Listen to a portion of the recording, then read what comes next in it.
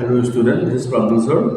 आज हम लोग बात करने वाले हैं 2025 का जो संडे में जो नीट एग्जाम हो गया उसका पेपर को लेके हम लोग फिजिक्स, केमिस्ट्री, बायोलॉजी हम तीनों फैकल्टी मिल रहे हैं और आप लोगों के बारे जो पेपर हो गया उसके बारे में हम लोग थोड़ा डिस्कशन करेंगे। ठीक है, तो पहले हम लोग बायोलॉजी का जो सेक्शन है जिसमें मतलब हम लोग का 90 क्वेश्चंस आया है और उसमें बहुत सारा बातें हम लोग को सुनने को मिल रहा है, तो उसके बारे में हम लोग अमर सर से जानेंगे। सर इसके बारे में क्या बोलते हैं? Thank you sir. Dear student, जो 4 हफ्ते मई को नीट का एग्ज़ाम हुआ है उसके बारे में मेरा बायोलॉजी का एनालिसिस ये कहता है कि आपका बायोलॉजी का पेपर जो था स्पेशली वो मॉडरेट ही कहलाएगा। ठीक है, हाँ इतना ज़रूर है कि लेंदी था, थोड़ा क्वेश्चन पेपर को पढ़ने में टाइम लगा होगा, सॉल्व करने में लिटिल बिट ज़्यादा टाइम लगा होगा, बट नो डाउट एनसीईआरटी से था। ठीक है, बट ये कहना कि एनसीईआरटी का लाइन बाय लाइन वाला, डियर स्टूडेंट, अब अप्लाइड क्वेश्चंस पूछा जा रहा है। आपको आपके मेंटर्स, टीचर्स जो क्लास में पढ़ा रहे हैं वो उसको नॉलेज को इम्प्लीमेंट करना है। ठीक है, तो अब वो टाइम चला गया कि लाइन बाय लाइन वाला सिस्टम। ठीक है, आपको एनसीईआरटी को पढ़ना पड़ेगा। एनसीईआरटी के साथ साथ आपके जो टीचर्स, मेंटर्स जो क्लास में लेक्चर्स देते हैं उस पर भी फोकस रहना है आपको। ओके, तो फर्स्ट सजेशन ये है कि आपको एनसीईआरटी को फॉलो करना पड़ेगा। स्पेशली बायोलॉजी की बात कर रहा हूँ, बाकी हमारे जो मेंटर्स हैं वो बाकी सब्जेक्ट में आपको बताएंगे।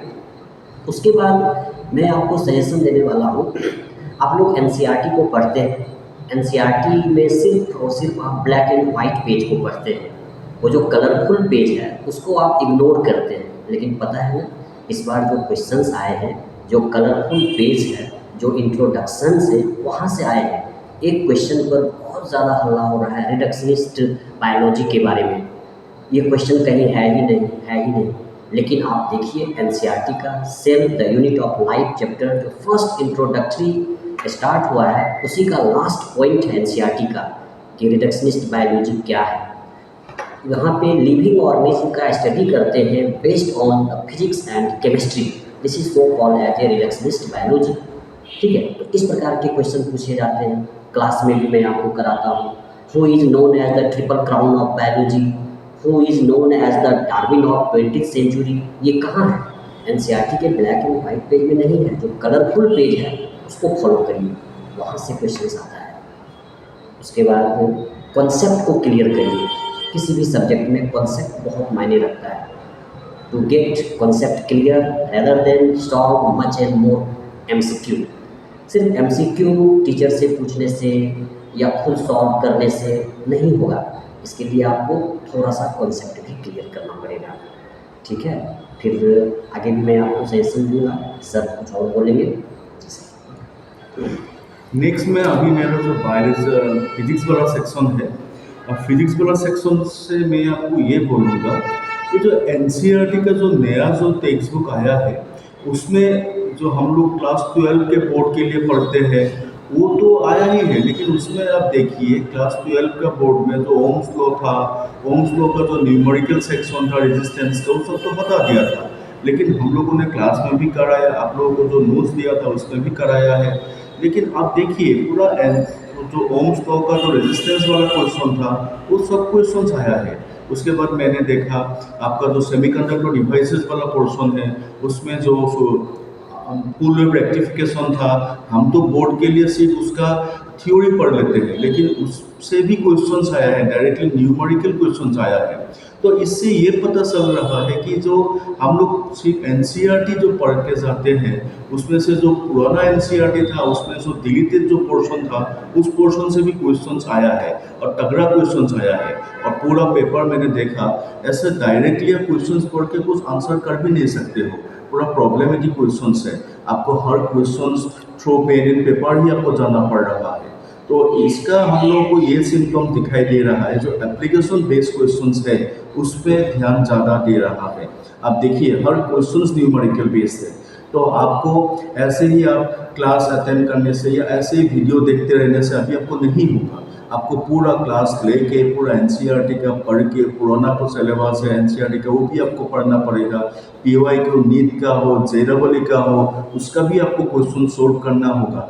तो इसके मुझे जो देख रहा है इसमें से मैं आपको बोल रहा हूँ, अभी ना आपको ना हर टाइम आपको एक गाइडेंस चाहिए जो आपके साथ रहे, जो आपका प्रॉब्लम को हर टाइम पे सोल्व करे। तो ठीक है, तो ऐसा आप अगर आप नेक्स्ट सेशन के लिए सोच रहे हो, आप ऐसा सोचिए कि मुझे ना क्लास भी करना है, घर पे भी पढ़ना है और टीचर्स के साथ हर वक्त मुझे कांटेक्ट में रहना है। क्योंकि अभी का जो नीट का नया पेपर जो फॉर्मेट हम लोग देख रहे हैं, पूरा NCERT plus NEET JEE PYQ और अप्लाइड बेस्ड फिजिक्स का क्वेश्चन आ रहा है। ठीक है, तो मेरा अकॉर्डिंग और हम लोग मतलब मैं बोलता हूँ, हम लोग जो भी बोले पेपर हार्ड आया है, जो भी आया है, लेकिन हम लोग का जो टेस्ट सीरीज में बच्चा जितना मतलब मार्क्स ला रहा था उसके आसपास ही मार्क्स आने वाला है। तो हम लोग टेस्ट में अपना जो बच्चा 520 530 ला रहा था वो भी जाके उतना ही मार्क्स ला रहा है। तो अगर हम बोले नीट का पेपर हार्ड आया है, तो अपना इंस्टीट्यूट का जो पेपर आया था उसमें भी तो हम लोगों का बच्चा 520 530 ही ला रहा था।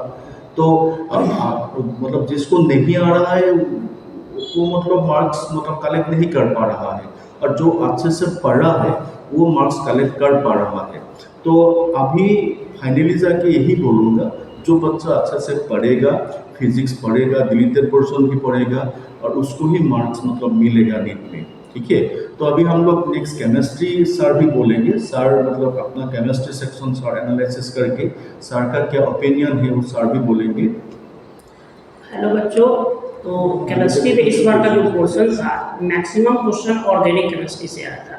बच्चों को प्रॉब्लम ये हो रहा था कि कुछ ऐसे भी क्वेश्चन थे जिनका मल्टीपल ऑप्शन था, तो बच्चों को सबसे ज़्यादा कन्फ्यूज़न हुआ मल्टीपल क्वेश्चन, जो मल्टीपल ऑप्शन था उसको यूज करने में बच्चों को बहुत सारा कन्फ्यूजन हुआ। बहुत सारे मैक्सिमम ऐसे क्वेश्चन थे जो एप्लीकेशन बेस्ड थे, ग्राफिकल क्वेश्चन थे, जिसके कारण बच्चों को बहुत ज़्यादा टाइम टेकन लगा।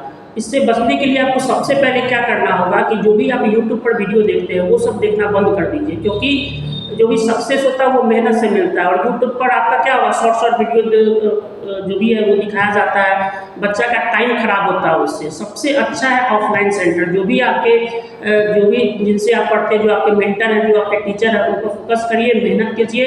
और सबसे पहला ऑर्गेनिक पर आपको पूरा फुल फोकस करना होगा। इस बार का मोस्टली क्वेश्चन ऑर्गेनिक से था और टोटली जो क्वेश्चन था वो आपका एप्लीकेशन बेस्ड था और ग्राफिकल क्वेश्चन था। और बहुत सारे कुछ ऐसे भी क्वेश्चन थे जो एनसीईआरटी से ना होके एनसीईआरटी से अलग से डिलीटेड क्वेश्चन से थे, जैसे प्रांजल सर ने बताया। और कुछ ऐसे डिलीटेड टॉपिक्स भी थे जिससे क्वेश्चन आ गया, जैसे सरफेस केमिस्ट्री एक चैप्टर है जो आपका डिलीट कर दिया गया, उससे भी क्वेश्चन आए थे। तो आपका जो भी रिलेटेड है वो भी आपको पढ़ना होगा और आपको जेईई मेन लेवल तक की तैयारी करनी होगी, तब जाके आपका नीट क्वेश्चन सही होगा।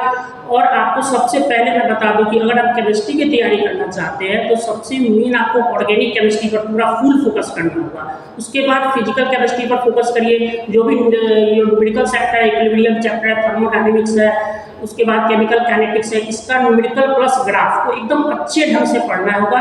और जितने भी ऑर्गेनिक केमिस्ट्री में मैकेनिज्म है, नेमिंग रिएक्शन सब है, और भी बहुत सारे ऐसे ऐसे इंटरनल क्वेश्चन है जिससे डायरेक्ट क्वेश्चन आता है, वो भी आपको अच्छे से पढ़ना होगा, तभी जाके आपका केमिस्ट्री पूरा अच्छे ढंग से होगा। अगर आप पूरा यूट्यूब के चक्कर में पढ़ रहे हैं कि वहाँ से हो जाएगा, तो ऐसा कहीं नहीं होने जा रहा है। आपको पूरा का पूरा फोकस करना होगा ऑफलाइन सेंटर पर, और ऑफलाइन सेंटर पर जो भी आपके फैकल्टी होंगे, जो भी आपके मेंटर्स होंगे, वो आपको बताएंगे कि किस प्रकार की तैयारी करनी है। क्योंकि इस बार जो भी आपका कोई वन शॉट कोई किसी का कोई काम नहीं आया है। सबसे मेन काम है जो बच्चा मेहनत कर रहा है, जो पूरा लगन से पढ़ा है, एक एक चीज़ पढ़ा है एनसीईआरटी में लाइन बाय लाइन, उसी का रिजल्ट आया है, मतलब उसी का रिजल्ट आएगा। तो ठीक है कुंडल सर, अच्छा बात आपने बोला। तो हम लोगों ने एक बार भी नोटिस किया इस एग्ज़ाम के थ्रू ही, जो बच्चा मतलब पेन एंड पेपर पढ़ाई करता है, हाँ। घर पे बैठ के क्वेश्चंस पढ़ रहा है, क्वेश्चन को सॉल्व कर रहा है, उसके लिए मुझे नहीं लग रहा है कि ये पेपर उसको ज़्यादा हार्ड आ रहा है। ठीक है। फ्लो में तो सभी बोल देता है कि पेपर हार्ड है, पेपर हार्ड है। अगर मैं अभी बोर्ड का बात ही बोलूँ, इस बार क्लास 12 का जो बोर्ड था उसमें सब बोल रहा था फिजिक्स हार्ड आया है, फिजिक्स हार्ड आया है, लेकिन उसमें तो किसी किसी को 10-15 बच्चों को 100 में से 100 मिला है। तो जो पढ़ाई किया है उसको मार्क्स मिला है। फ्लो में जो बोल रहा है कि जो एग्जाम ऐसे ही देने गया है उसके लिए पेपर हार्ड है, उसके लिए तो कोई भी पेपर ही हार्ड रहेगा। और ये कॉम्पिटिटिव एग्जाम है, तो कॉम्पिटिटिव एग्जाम में हम किसी भी प्रकार को एक्सक्यूज को हम एक्सेप्ट नहीं करते हैं। अब ये हम एक्सक्यूज दें कि ये पेपर टफ था, आउट ऑफ सिलेबस था, तो परीक्षा है पर इच्छा, जिसमें दूसरे की इच्छा के अनुसार ही मुझे एग्जाम देना पड़ता है। तो हम एनटीए को दोस्त ठहराएं, बहुत टफ क्वेश्चन दिया, सर ने बिल्कुल सही बोला कि फ्लो में तो हम सब बोल देते हैं टफ है ये, ठीक है टफ था तो सबके लिए टफ था ना, सिर्फ हमारे लिए ही तो टफ नहीं था ना। तो कोई एक्सक्यूज नहीं, सिर्फ हम और हमारा सोसाइटी, हमारे मेंटर्स, पेरेंट्स रिजल्ट खोजते हैं, no result no excuse. Sir अभी घुमा फिरा के बात ये है, मैं एग्जाम दिया, मुझे मार्क्स नहीं मिला, बात यही है, इसमें और दूसरा कोई एक्सक्यूज नहीं है। जब हम लोग नीट का तैयारी कर रहे हैं, नीट का सिलेबस क्या है, क्लास 11-12 का जितना भी फिजिक्स है, मैं भी फिजिक्स के बारे में बोल रहा हूँ, क्लास 11-12 का जितना भी फिजिक्स है मुझे सब पढ़ना है। नीट के लिए ये, जेई के लिए ये नहीं, मतलब मुझे फिजिक्स कंप्लीट पढ़ना है, कंप्लीट उसका जितना भी क्वेश्चन वगैरह है मुझे सॉल्व करना है। कोई अगर कोई बोल देता है नहीं ऊपर ऊपर पढ़ लो फिजिक्स आ जाएगा, ऐसे अगर आना होता तो कब का आ जाता, ड्रॉप ही मुझे क्यों देना था, मुझे तो पहला अटेम्प्ट में मिल जाता, लेकिन मुझे नहीं मिल रहा है, मतलब क्या है, मैं नहीं कर पा रहा हूँ, बात यही है। तो बायोलॉजी का भी वो बच्चा तो बोलता है बायोलॉजी इजी है, तो बायोलॉजी इजी है तो कितने को मिला है 350 और मतलब 360 नहीं मिला है ना, तो इसका मतलब क्या है, तुमने बायोलॉजी भी अच्छे से नहीं पढ़ा। तो बात ये है, टेक्स्ट बुक उठाओ, अच्छे से कहीं पे एक्सेल के लिए गाइड ले लो, ठीक है, गाइड लेके रिसर्च के साथ 1 साल पूरा कांटेक्ट में रहो, पूरा घर पे एनसीईआरटी हो, जो भी बुक्स वगैरह रिसर्च बोलते हैं वो बुक्स पढ़ो, क्वेश्चन सोल्व करो, मेन बात है क्वेश्चन सोल्व करना, क्वेश्चन सोल्व करो, और जितना क्वेश्चन सोल्व करोगे क्वेश्चन सोल्विंग टाइम उतना कम होगा, ठीक है, तो तभी जाके कुछ हो पाएगा। सर कुछ बच्चे मुझसे पूछ रहे थे sir offline mode online mode, मतलब इसके बारे में आप सर क्या करना चाहेंगे?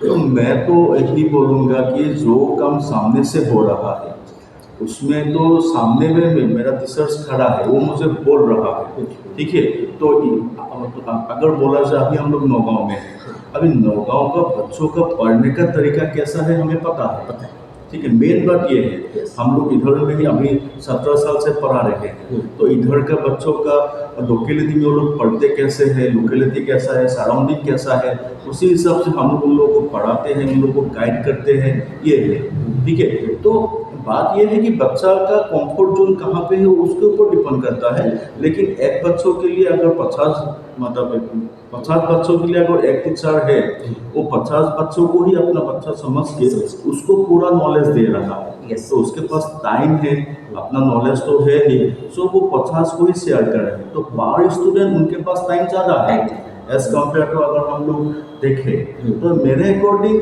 मतलब ऑनलाइन ऑफलाइन में नहीं बोल रहा हूँ, मैं यही जानता हूँ कि टीचर्स अभी मेरे सामने जो बच्चा है मैं तो उन लोगों को ही अपना स्टूडेंट समझूंगा और मेरा पूरा टाइम मैं उन लोगों को ही दूंगा, ठीक है, बात यही है। मतलब तो बच्चा जहाँ भी चाहे लेकिन वो लोग अपना कंफर्ट जोन देखे, जहाँ भी उसको कंफर्ट मिले, अगर वो सोच रहा है कि मेरा इधर जाने से मेरा हो जाएगा तो उसके लिए एक चीज़ हमने सर नोटिस में लिया है, मतलब बिफोर कोविड से पहले भी नीट का कुछ ऐसा ही स्टैंडर्ड हुआ करता था, तो उस टाइम में रिजल्ट कितना शानदार था, लेकिन नीट और मीन्स कोविड के टाइम से लेकर के और आज तक जो कुछ भी हो रहा है, तो कहीं न कहीं तो थोड़ा ऑफलाइन ऑनलाइन मैटर करता है ना, ये अभी बच्चों के ऊपर है, उसको जो सही लगे, हम लोग किसी को नहीं बोल सकते, लेकिन कोविड से पहले का जो पैटर्न था इस साल तो बोल ही दिया था कि पैटर्न उसी बेस पे होगा, बोल ही दिया था, ड्यू टू कोविड के कारण लास्ट 3 साल का पेपर चेंज हुआ था, लेकिन इस बार बोल दिया था कि कोविड का वो अभी पेंडेमिक खत्म है, इस साल हम लोग जो कोरोना मूड था उसमें ही एग्जाम डालेंगे, और कोरोना मूड में एप्लीकेशन बेस्ड था, ठीक है, तो उसी हिसाब से पेपर फॉर्मेट आया है। तो अगले साल इसके ऊपर जाएगा, जो देख रहा हूँ हम, इसके ऊपर चला जाएगा एप्लीकेशन पे, ये ट्रेंड कंटिन्यू रहेगा। रहेगा। हाँ हाँ 3 साल 4 तक रहेगा। रहेगा। और घुमा फिरा के बात यह है कि कॉम्पिटिटिव एग्जाम है, कहाँ से क्या आएगा मुझे नहीं पता, किसी को नहीं पता, लेकिन मुझे अपना सीट उधर मतलब लेना कन्फर्म करना है। तो उसके लिए मुझे क्या क्या करना पड़ेगा मुझे भी नहीं पता, लेकिन मुझे करना है, करना। ये बात है। तो अगर कोई बच्चा इसी मेंटलिटी के साथ आगे बढ़ना चाहता है तो 1 साल टाइम उसके लिए सफिशियंट है।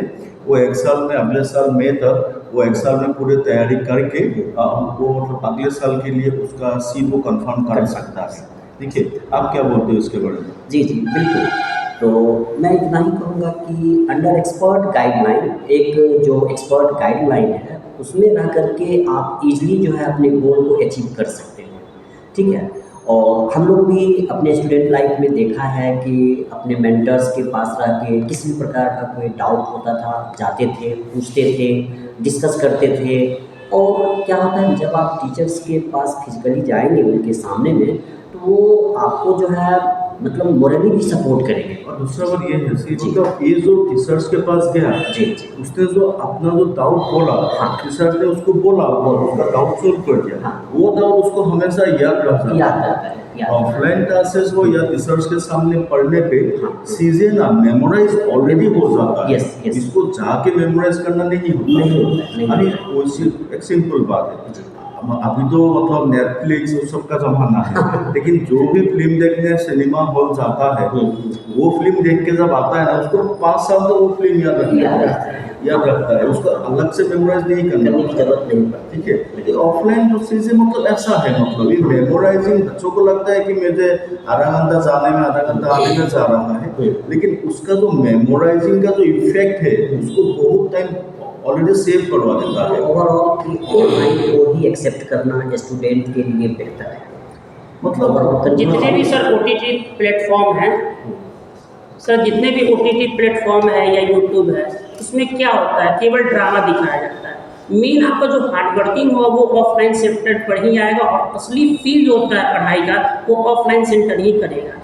और यूट्यूब से पढ़ के कोई सोचेगा कि हम कर लेंगे तो ये पॉसिबल ही नहीं है, क्योंकि इस बार बहुत सारे ऐसे चैनल हैं जिसमें स्ट्राइक हुआ है। बच्चों का सीधे का नाम है कि यूट्यूब पर जो टीचर पढ़ा रहे हैं वो सीधे कह रहे हैं कि हम जो पढ़ाएंगे बस उसी से आएगा। इस बार क्या था, एक भी टीचर का, किसी भी टीचर का क्वेश्चन नहीं लड़ा है, और जो भी ऑफलाइन में अच्छे से पढ़ रहे थे, एक एक चीज़ उन्होंने बारीकी से पढ़ा है, उसका बहुत अच्छा रिजल्ट आया है, सीधा बात है। तो सबसे मेन आपका जो फोकस है वो ऑफलाइन से हटाकर ऑनलाइन पे आना होगा, क्योंकि इस बार का जो क्वेश्चन था वो थोड़ा सा पहले के तुलना में ज़्यादा डिफिकल्ट था, और आने वाले समय में भी ऐसे ही क्वेश्चन आपको देखने को मिलेंगे। इसीलिए आपको पूरा का पूरा फोकस ऑफलाइन सेंटर पर ही करना होगा, चाहे आप जहाँ पर भी रहते हैं, आपको पूरा फोकस ऑफलाइन पर ही करना होगा। ऑनलाइन को आपको छोड़ देना होगा, क्योंकि वहाँ पर केवल और केवल ड्रामा चलता है, और आप कभी भी सक्सेसफुल ड्रामा से नहीं हो सकते। कोई शॉर्टकट नहीं है उसका, आपको हार्ड वर्किंग करना होगा, और वो हार्ड वर्किंग आपका ऑफलाइन सेंटर ही से हो सकता है, ऐसे नहीं हो सकता। खुद से मेहनत कीजिएगा तभी हो सकता है। बात यही है, घुमा फिरा के बात यही है मतलब कि हम लोग को पढ़ना पड़ेगा, हम लोग को पढ़ना पड़ेगा।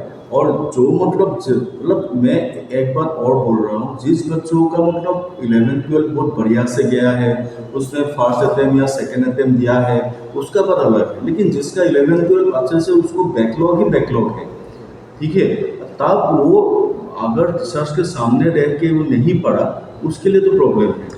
दूसरा बात, ये जो 5 आवर्स 6 आवर्स का जो क्लास होता है ना, इस क्लास में वो दुनिया से हट के एक जगह में बैठ के वो पढ़ता है। लेकिन जब हम लोग घर पे ही मोबाइल लेके बैठेंगे, 1.5 घंटा का ही क्लास हो, वो हम लोग वो माहौल हम लोग क्रिएट नहीं कर पाते। क्लास में डिसिप्लिन इन्वायरमेंट मिलता है, सबसे मेन बात ये है। वही है।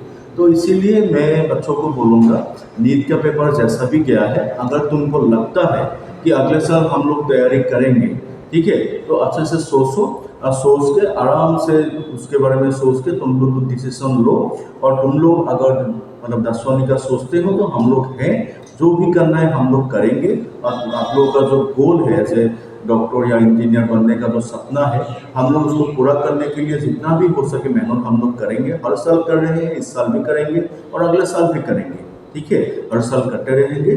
तो अभी हम लोग बच्चों को अगले साल के लिए तैयारी के लिए बेस्ट विश देता हूँ, और इस बार जो हुआ उसको भूलो और अगले साल के लिए तैयारी करो। ठीक है, थैंक यू।